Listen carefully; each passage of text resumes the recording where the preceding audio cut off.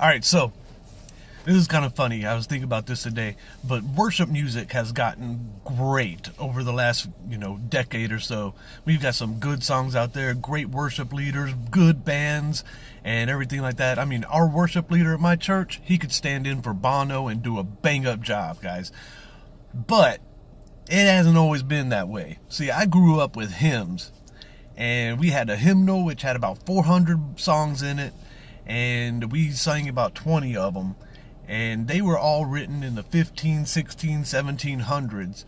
Well, the thing is about those hymns, they were classics, they were good. Some of them are still some of the best Christian music ever written, and to this day we still sing them, right?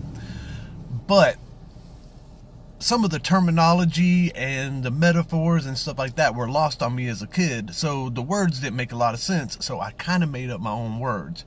And I'm sure some of y'all did the same thing, so I'm going to go through a few of the classics here, and y'all see if you can identify with them. So we had, it is joy and peekaboo and full of glory, right? Remember that one? Or maybe,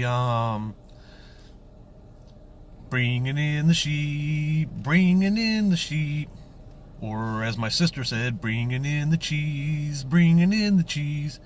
Or as my other sister said, bringing in the sheets, bringing in the sheets.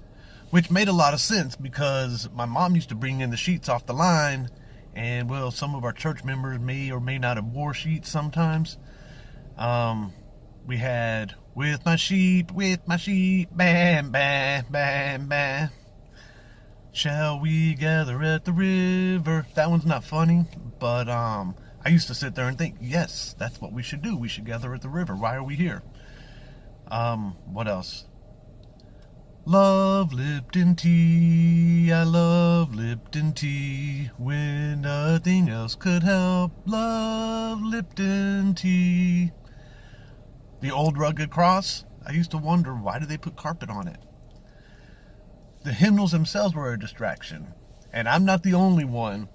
I used to pretend I was reading my Bible when the preacher was preaching, but I'd really be looking through the hymn book, the hymnal, whatever, looking through there, just looking for funny stuff, which is how I found out that Blessed Assurance was written by Fanny Crosby, and Almost Persuaded was written by P.P. Bliss.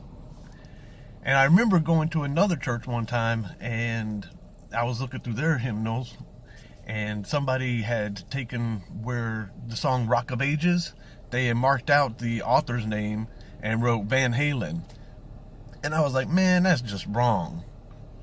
So I crossed it out and wrote Def Leppard.